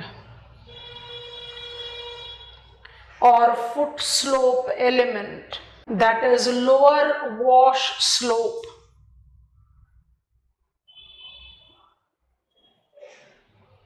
interesting expression है, आप explain करेंगे. With और without, with or without recognizable debris deposits, recognizable debris deposit. चलिए जल्दी से बताइए क्या मतलब है इसका. कांस्टेंट स्लोप को आपने डेब्री स्लोप नाप दिया और कॉन्केव या वैनिंग या फुट स्लोप को आप कह रहे हो can have debris, can not have debris. ऐसा क्यों? Come on, it's very easy. आप लोगों को मेंटली प्रिपेयर कर दिया था, ये रेपिटेशन टास्क है. बस आपको क्या पता चल रहा है? Would was the scholar who in 19, ये हम बॉक्स में लिखवा दे रहे हैं, आपको ये सारे नाम पता होने चाहिए. Would was the scholar who in 1942 gave us 4 elements of hill slope. And we as geomorphologists essentially believe in that. और इसी चीज को प्रूफ करने के लिए हमने इमेज खोला है. आप वुड के 4 लो, रूहे के 6 लो या सैविगियर के 6 लो, अल्टीमेटली बात तो वही है.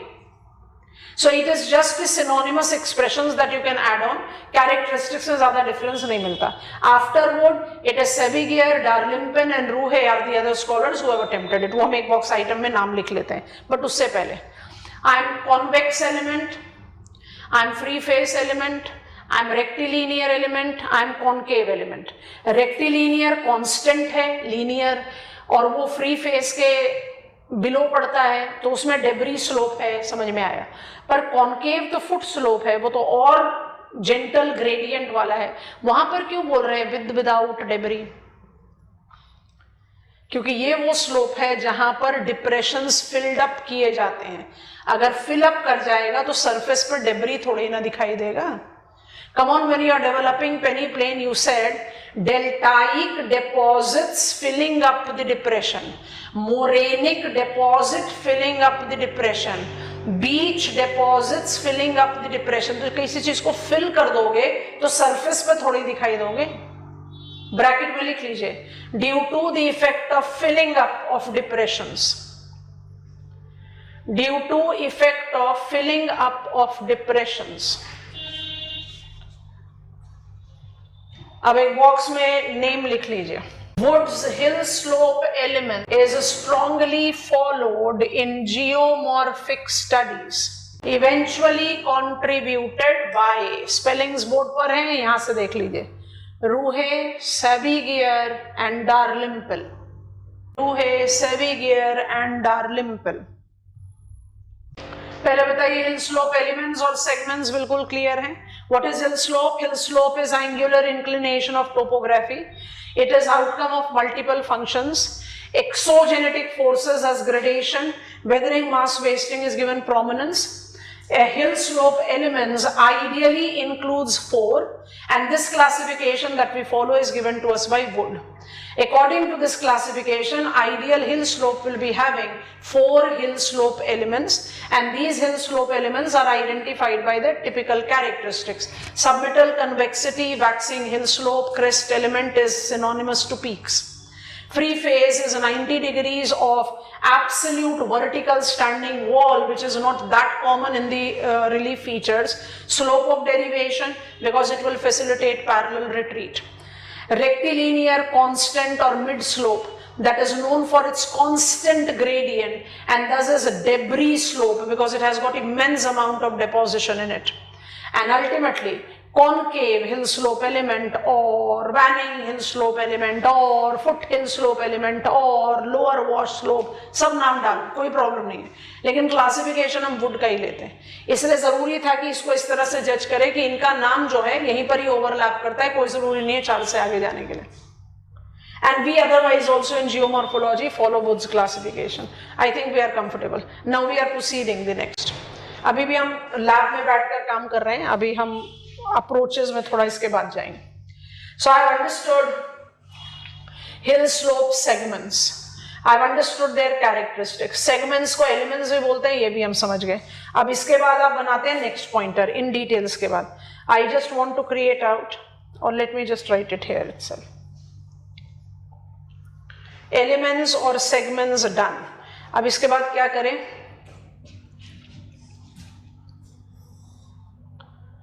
प्रैक्टिकली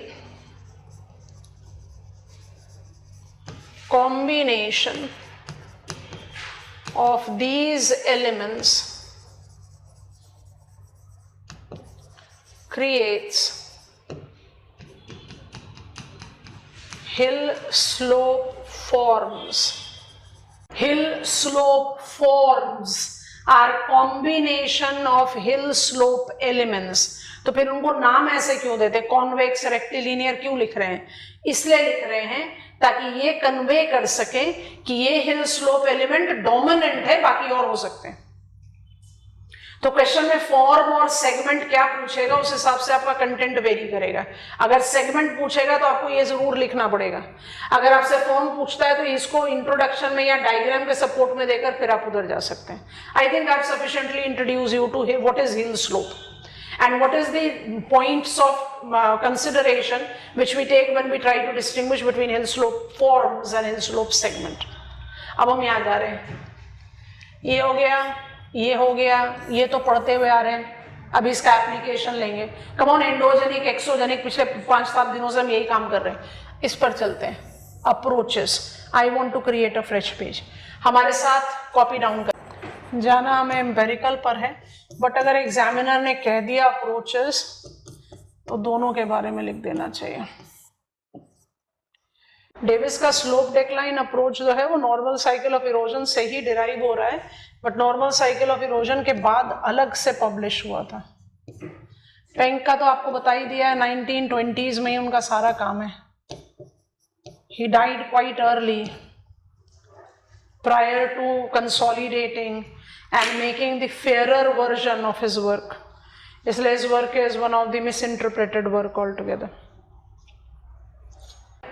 अब हिल स्लोप एलिमेंट क्या है समझ गए, हिल स्लोप फॉर्म्स क्या है समझ गए. अब hill slope approaches. How do I study hill slope? तो हिल स्लोप को स्टडी करने के 2 अप्रोचेस हैं. पहले कॉलम को कंसंट्रेट करो. क्वांटिटेटिव हिल स्लोप अप्रोच जो है वो कार्टोग्राफिक स्टडी में काम आता है. हमारे मेन के सिलेबस में कार्टोग्राफी है नहीं.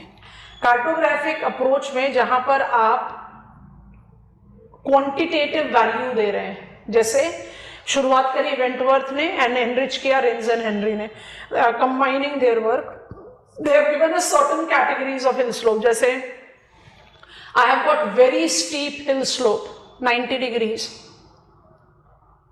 moderate 45, अभी थोड़ी देर पहले आपसे बताया, low to very gentle, less than 10 degrees. आप अगर इस तरह के डिग्रीज वाले हिल स्लोप एलिमेंट्स डिमार्केट कर रहे हैं, can I apply it to map of world, map of continent, map of country? नहीं. हमारा स्केल ऐसा है जहां पर हम क्वांटिटेटिव अप्रोच को नहीं स्टडी कर सकते. हम क्वांटिटेटिव अप्रोच को कहां अप्लाई कर सकते हैं? Quantitative approaches can be applied, मदद करना, आई hope you will readily recall, large scale maps. और ये कितने लार्ज स्केल होने चाहिए? जहां पर आप हिल स्लोप को कैटेगराइज कर रहे हो स्टीप, मॉडरेट और जेंटल. ये जो बेस कैटेगरी है जिसको आप आराम से बाकी एनलार्जमेंट में ले सकते हैं. स्टीप हो गया 90 डिग्रीज, मॉडरेट हो गया 45 डिग्रीज, जेंटल हो गया लेस देन 45 डिग्रीज. इस तरह का specification of quantification of hill slope को आप कहां डाल सकते हो? लार्ज स्केल मैप, जिसको क्या बोलते हैं? टोपोग्राफिकल शीट्स या टोपो शीट्स. टोपो शीट्स का नाम सुना होगा. आपके स्कूल एटलस के एंड में जो फोल्डेड मैप्स हैं उसमें एक टोपो शीट भी रहता है जो आप स्कूल एटलस परचेज करते हो.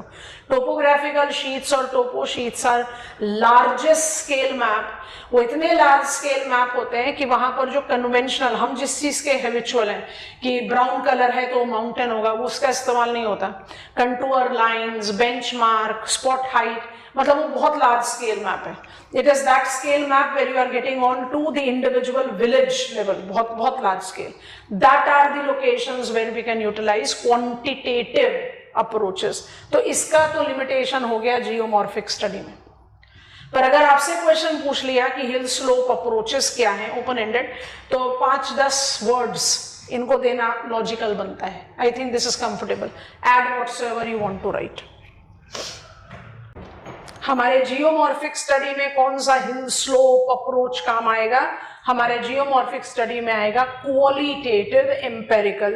Qualitative empirical which is oriented towards observation. It's not just sitting in lab. And in this category we can classify to bold. बहुत सारे स्कॉलर्स हैं, बट जो प्रिंसिपली फॉलोइंग अप्रोचेस हैं वो ये 3 ही हैं. तो we have got 2 categories of the scholars. एक मोनो प्रोसेस, एक पॉली प्रोसेस है. मोनो प्रोसेस बताओ क्या होगा? मोनो प्रोसेस क्या मतलब है? डिकोड करो. Single process. I am talking about single process. Davis ने कहा normal cycle of erosion river, glacial cycle of erosion glacier, coastal cycle of erosion sea waves. माने I am taking up one agent to be identifying one process. He is talking about gradation, तो वो gradation के बारे में ही बात कर रहे हैं. That is how it is. And what is poly process? Poly process के बहुत अलग अलग डायमेंशन है. प्रैक्टिकल वो है, जैसे हमने कई बार क्लास में कहा, कौन गारंटी देगा कि रिवर जो लोड ट्रांसपोर्ट कर रही है वो रिवर नहीं जनरेट कर रहा है, वो वेदर्ड मटेरियल भी तो हो सकता है. रियलिटी तो पॉली प्रोसेस है. और पॉली प्रोसेस को और ज्यादा, पॉली प्रोसेस मतलब सिर्फ ये नहीं कि वेदर्ड मटेरियल भी है जो ग्रेडेशनल एजेंट ट्रांसपोर्ट कर सकता है. ग्रेडेशनल एजेंट का टूटा फूटा मटेरियल वेदर्ड फर्दर वेदरिंग में जा सकता है. Anything of that sort. थोड़ा सा लॉजिकली सोच कर देखो. Himalayas, over and above snow line, glacier काम कर रहा है. बिलो स्नो लाइन रिवर्स काम कर रही है. आ जाओ एंडीज माउंटेन पर, over and above snow line glacier काम कर रहा है. उसके बाद रिवर काम कर रही है. फुट पर अटाकामा डेजर्ट है, विंड काम कर रहा है. कोस्टल डेजर्ट है, सी वेव भी काम कर रहा है. Poly process is more real. But Davis definitely father of geomorphology. So I have got monoprocess idea of Davis slope decline and polyprocess idea of slope replacement, जिसको LC King.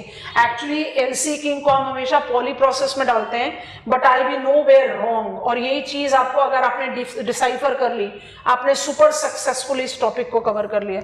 LC King का parallel retreat ज्यादा correspond तो करता है Penck से, लेकिन LC King का parallel retreat slope approach is that approach which combines positive aspect of every scholar, Wood का भी, Davis का भी, Penck का भी.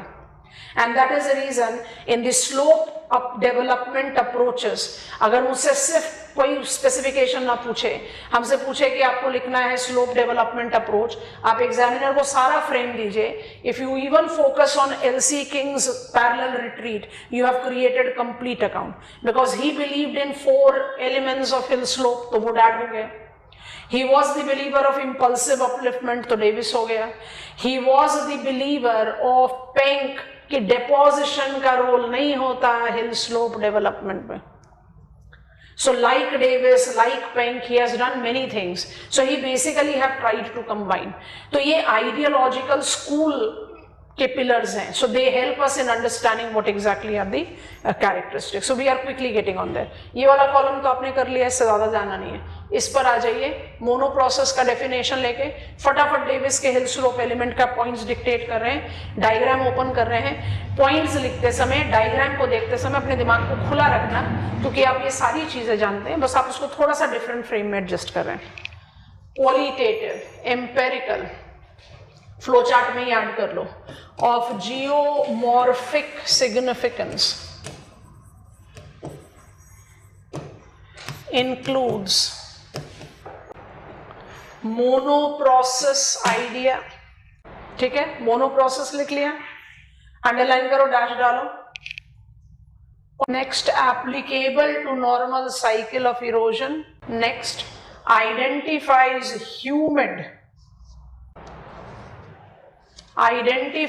humid climatic conditions to be normal applied with slope decline.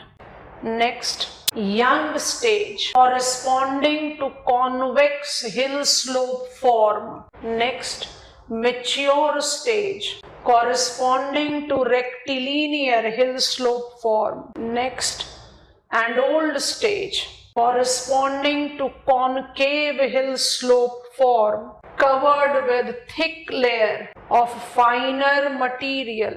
रुक जाओ, डायग्राम को देखो, कंटेंट बिल्ड करना हो तो क्या कर सकते हो? After endogenetic upliftment gets over, exogenetic downcutting begins the young stage. In this young stage, the slope element strongly maintains its characteristics as convex, because vertical abrasional processes do increase slope angle rather than decreasing it. Cutting down of water divide when decreases the hill slope, topography enters mature where hill slope form changes from convex to rectilinear. आप जानते हो आपको क्या करना है, focus कहां पर? देखो, जब डेविस साइकिल लिखते हो तब आप इस कंटेक्स्ट में देते हो, फीचर्स पर फोकस नहीं करते। River as an active agent of gradation बोलोगे तो बोलोगे वी शेप्ड वैली बन रहा है माउंटेन में, फ्लड प्लेन बन रहा है प्लेन में। और जब स्लोप लिखोगे तो टर्मिनोलॉजी स्लोप पर फोकस रहेगी, फीचर्स पर नहीं रहेगी। पर बात तो वही है, इन प्लेस ऑफ सेइंग कि आप वी शेप्ड वैली बना रहे हो, आप क्या बोल रहे हो? You are increasing slope angle because of vertical abrasion. Copy this down. कौन सा हिल स्लोप एलिमेंट मिसिंग है? Free face. ह्यूमिड एरिया में फ्री फेज नहीं होता। अभी एक और बहुत इंटरेस्टिंग इमेज दिखाएंगे, पहले समझ जाए दोनों आइडियोलॉजीज। स्लोप डिक्लाइन डेविस, ये क्या है? मोनाडोनॉक। जब आप कॉनकेव हिल स्लोप फॉर्म डेवलप कर लोगे तो वहां पर कुछ कॉन्वेक्स एलिमेंट्स रह सकते हैं, तभी तो आप फॉर्म लिख रहे हो ना। तो यहाँ फीचर्स पर फोकस नहीं देकर हिल स्लोप पर फोकस देना, बस ये वाला ट्रिक अपने दिमाग में रखना और कुछ नहीं। ठीक है, बोर्ड पर जा रहे हैं, फ्लो चार्ट को देखो ध्यान से। Poly process part B, poly process point 1 बनाइए उसका। Polyprocess incorporate combined influence of gradation, weathering and mass wasting along with combination of different agents. Next, Penck proposed slope replacement theory. Next, identified arid, semi-arid areas to be the applicable zones. Next, prevailing homogeneous cliff subjected to weathering and mass wasting tends to generate hill slope form replacement. Diagram को देखो, from free phase via rectilinear to concave। कौन सा element missing हो गया यहाँ? Convex. Arid में convex missing है, humid में कॉन्वेक्स डोमिनेंट होता है। From free face via rectilinear to concave. Diagram copy करेंगे, स्लोप गेट्स रिप्लेस्ड। कैसा रिप्लेसमेंट होगा? फ्री फेज क्या कर रहा है? फ्री फेज रिप्लेस करता जा रहा है, ये अपने आप को चेंज करके slope replacement applied to arid drier area. आपने जो डायग्राम बनाया बहुत इजी है, बहुत इजीली रिकंस्ट्रक्ट हो सकता है, टाइम सेविंग है। रियलिटी में ये कुछ ऐसा दिखता है। ध्यान से देखो, आपने दोनों इमेजेस जो बनाए हैं वो दोनों एक साथ अब आपके सामने आ रहे, समझ में आ रहा है? एरिड फ्री फेज क्या होगा? वेदरिंग मास वेस्टिंग, वेदरिंग कल पड़ा था ना, solifluction lobe. Humid summital convexity, यहां पर स्लोप डिक्लाइन है, यहां पर स्लोप रिप्लेसमेंट है, रिट्रीट। अल्टीमेटली दोनों ही केस में क्या हो रहा है? Every upliftment will trigger down cutting and down cutting will level it out. I hope you have understood. Poly process part next, LC King, बहुत ध्यान से। पैरेलल रिट्रीट पॉइंट 1 लिखेंगे। Giving recognition to woods 4 hill slope element, giving recognition to woods 4 hill slope elements. L.C. King proposed parallel retreat in the hill slope development applied to arid areas. अब ऐसे करो, page को 2 part में divide कर लो, centre से page को fold करके like Davis और लाइक पेंक करके 2 कॉलम बना लो। समझ में आ गया? इक्वल पॉइंट्स नहीं है बट फिर भी वो इजी रहेगा रिविजन में। लाइक डेविस अंडरलाइन कर लो, हम पहले कॉलम के पॉइंटर्स लिख रहे हैं। लाइक डेविस पहला पॉइंट लिखेंगे, believed in impulsive upliftment. Like Davis believed in impulsive upliftment. Next, long time of landscape development, long time of landscape development Third and the final point, landscape to be function of structure, stage and process. You can write the formula also. Landscape as a function of structure, stage and process. Though emphasized on process than stages. Davis का ज्यादा focus कहां था? Stages पर. Though emphasized on process than stages. ठीक हो गया? अब आ जाओ like pink. पहला पॉइंट लिखेंगे, emphasized on free face. Emphasized on free face as normal hill slope element. Next, restricted role of deposition. Restricted role of deposition in slope development. You know this very well. Number next, followed polyprocess slope development. Number last, developed parallel retreat in lines of slope replacement. In lines of slope replacement. अब आप बनाएंगे diagram. Diagram में first बनाओ चाहे नहीं बनाओ, second में आपके तीनों स्टेजेस हैं. इंटरफ्लूव, क्या है ये इंटरफ्लूव? Demarcating to बॉल्सन. कल पढ़ा था ना पेडिप्लेनेशन, वही है. आप रिट्रीट कर रहे हैं और रिट्रीट क्या हो रहा है? Parallel retreat. इंटरफ्लूव लगातार नैरो होता जाएगा and it will get converted into Inselberg. Bolson pediplanation. This figure is sufficient if you can write interfluve here. Otherwise आप 1, 2 और 3 को अलग अलग stages में भी copy कर सकते हैं. King's approach is called epigene cycle of erosion. Epigene कहाँ से term आया? Exogenetic forces are also called epigene. Diagram के बाद लिख लो epigene cycle. Epigene cycle. कितने जियोमॉर्फिक साइकिल्स हमने पढ़े?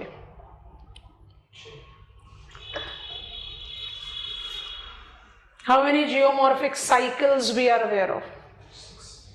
मान लीजिए आपसे पूछा जाए write note on concept of geomorphic cycle, तो सिर्फ डेविस लिखकर उसी में बीड विजेक क्योंकि that belongs to that category ऐसे करोगे? आप लिखोगे Davisian cycle of erosion, Gilbert's dynamic equilibrium, है ना, LC King's epigene cycle of erosion. LC King एपीजीन cycle of erosion combines Penck Davis. Impulsive upliftment को रिकॉग्निशन देता है लेकिन रिकॉग्नाइज कर रहा है पॉलीसाइकिल, तो थोड़ा सा कॉशन रहना है. ठीक है, चलिए हम थोड़ा सा रेपिटेशन मोड पर जा रहे हैं. स्लोप डेवलपमेंट अप्रोचेस एंड सारा एक्सोजेनेटिक फोर्सेस का टास्क खत्म. एक टॉपिक रह गया आइसोस्टेसी, वो हम अभी आपको ले जाने के फेवर में नहीं है. अब हम क्या कर रहे हैं, थोड़ा सा ना कंटेंट को रिवाइज करते हुए ऑर्गेनाइज कर रहे हैं. मान लीजिए कि मुझे क्वेश्चन पूछा गया है right note on geomorphic cycles. तो टेक्निकली स्पीकिंग जियोमॉर्फिक साइकिल्स के 3 प्रिंसिपल कैटेगरीज होते हैं. पहला है डेविसियन नॉर्मल साइकिल ऑफ इरोजन, हम सिर्फ डेविसियन कंसेप्ट लिख देते हैं. दूसरा आता है स्टार मार्क करके लिख देते हैं पेंक्स मॉर्फोलॉजिकल सिस्टम, पूरा नाम लिख देते हैं क्योंकि हम ये कॉमनली रेफर करते नहीं है. मिस इंटरप्रेटेड स्कॉलर हैं इसलिए हम फॉलो नहीं करते. बट क्या डिफरेंस है? Endogenic upliftment and exogenic down cutting goes hand in hand. शुरुआत तो यहां से हुई, तो ये भी एक अप्रोच है. तीसरा अप्रोच है डायनामिक इक्विलिब्रियम. किसका है? डायनामिक इक्विलिब्रियम ऑफ जी के गिलबर्ट. ठीक है, अब इसमें लॉजिक अप्लाई करो. डेविसियन कंसेप्ट के साथ आपने फ्लूवियल साइकिल पढ़ा, ग्लेशियल साइकिल पढ़ा, कोस्टल साइकिल पढ़ा, और डेविस के अप्रोच को ही अप्लाई करके आपने पेल्टियर भी पढ़ लिया और आपने बीड एंड विजेक कास्ट भी पढ़ा. लेकिन क्या डेविस पॉलीसाइकिल में बिलीव करते थे? नहीं, डेविस तो मोनोसाइकिल में बिलीव करते थे. हमने तो सिर्फ यंग मैच्योर ओल्ड पकड़ के कहा भी डेविस को फॉलो कर रहे हैं. आप समझ रहे हैं कि नहीं? इसका मतलब जो डेविस के डिसाइपल हैं किंग, जिन्होंने कंबाइन करा है poly process, like Davis, like Penck. जो किंग का एपीजीन साइकिल ऑफ इरोजन है, पेडिप्लेनेशन, वो ज्यादा एनरिचिंग है टू इनकलकेट कास्ट साइकिल भी और पेरीग्लेशियल साइकिल भी। Do you agree to this? Yes no? क्योंकि वो पेंक के भी पॉजिटिव फैक्टर्स को ऐड कर रहे हैं अपने साथ, पॉली प्रोसेस की प्रैक्टिकलिटी ऐड कर रहे हैं। LC King is disciple of Davis, young, mature and old की बात कर रहे हैं। Modern geomorphologist attempted to enrich the work of father of geomorphology. इसलिए क्वेश्चन पूछा गया है एग्जामिनेशन में, एपीजीन साइकिल ऑफ इरोजन पूछेगा तो एलसी किंग का पेडिप्लेनेशन ही जाएगा। जियोमॉर्फिक साइकिल पूछेगा, इसलिए आपको ये एडवाइस कर रहे हैं। इनको तो कहते हैं मोस्ट मिसइंटरप्रेटेड स्कॉलर। ज्यादा करोगे तो एक डायग्राम जैसे हमने बना के पेंट से अपने आप को फेमिलियर करा दिया, वो काम कर लो, लेकिन उससे बेटर क्या है, डेविसियन कंसेप्ट लिखो, गिलबर्ट कंसेप्ट लिखो और फिर एपीजीन साइकिल लिख दो। आपको समझ में आ रहा है? Epigene cycle will be most comprehensive. ये हो गया मोस्ट कॉम्प्रिहेंसिव,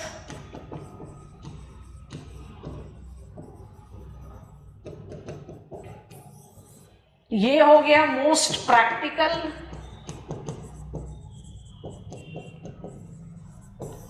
और ये हो गया मोस्ट यूटिलाइज्ड। समझ में आ गया कि नहीं? यूटिलाइज्ड कौन सा है? Davis, Davisian approach. एक क्वेश्चन जरूर देंगे असाइनमेंट का before leaving you for Sunday. हमने कॉन्टिनेंट ड्रिफ्ट थ्योरी और प्लेट टेक्टोनिक्स पर आंसर लिखा है। पेज नंबर 2 पर है हम, 1998 का क्वेश्चन रीड कर रहे हैं। Discuss the concept of volcanicity and show how plate tectonic theory explains the mechanism of volcanism and volcanic eruption. Answer का फोकस क्या है? BEI, yes no?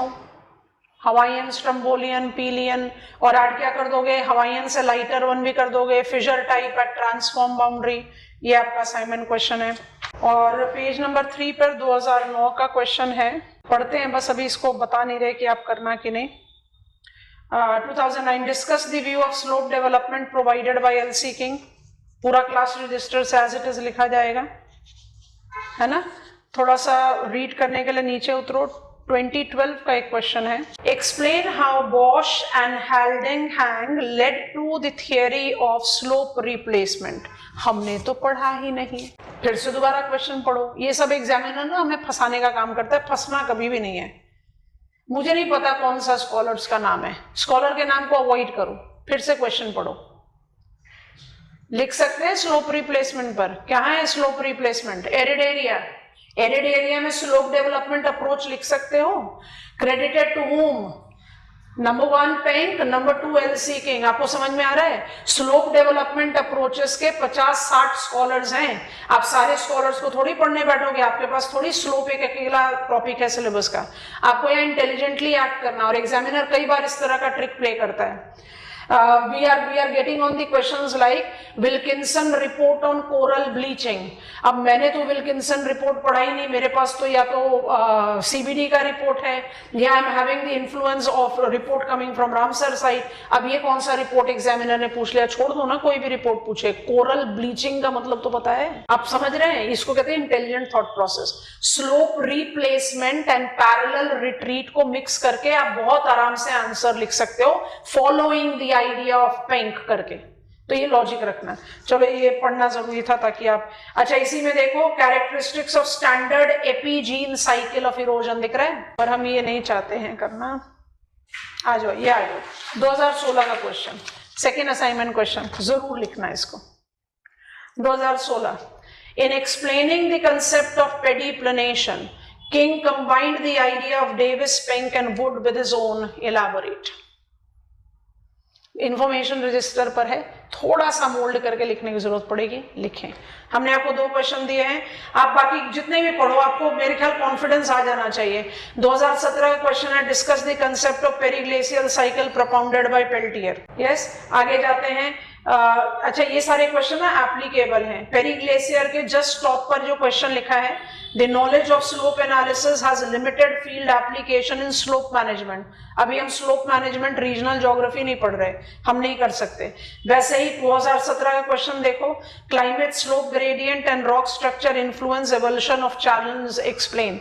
ये सारे क्वेश्चंस जो हैं ये थोड़ा सा change of the stream pattern because of human occupance आते हैं। तो जब आप बात करते हो वाटर रिसोर्स मैनेजमेंट या रीजनल प्लानिंग या flood proofing, then you attain information about them.